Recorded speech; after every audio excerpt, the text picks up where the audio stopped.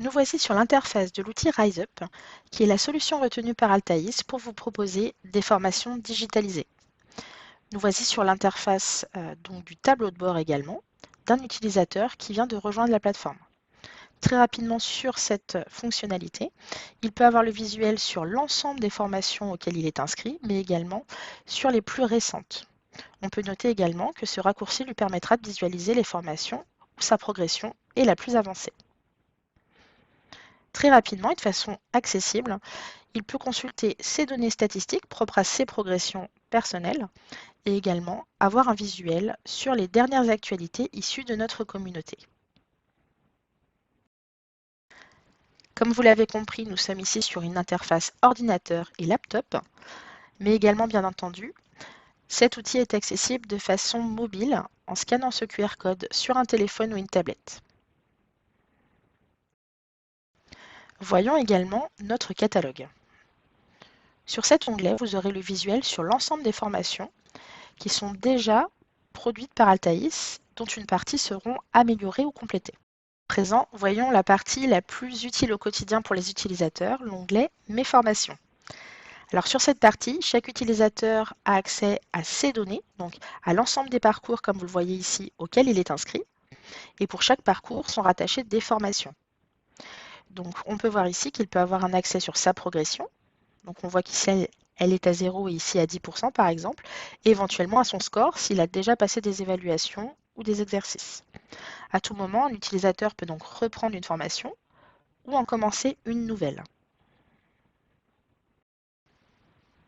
Pour vous montrer comment cela se passe concrètement, si on se met sur la partie HR et paie, sur la formation donc, qui a été entamée sur les généralités, la prise en main, en cliquant sur reprendre, on arrive directement sur la formation et ici on trouve le replay de la classe virtuelle qui a déjà eu lieu.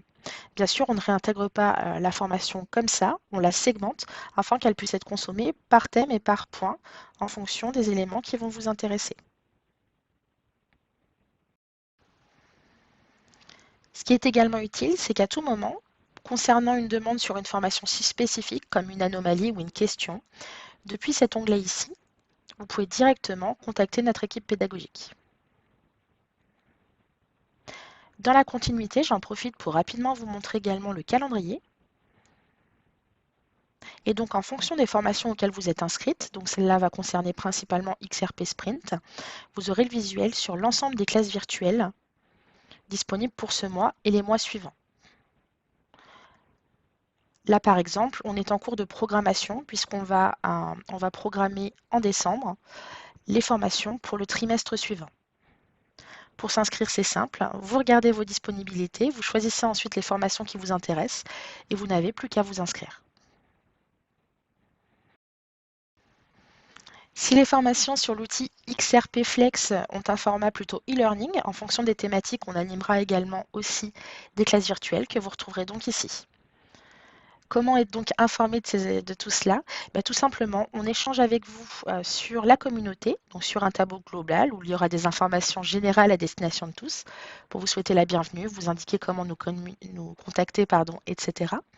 Ou encore sur des formations spécifiques, si je prends par exemple XRP Sprint, eh bien, comme je vous le disais, on communique en fait sur les programmations qui ont été faites des classes virtuelles afin que vous puissiez toujours anticiper.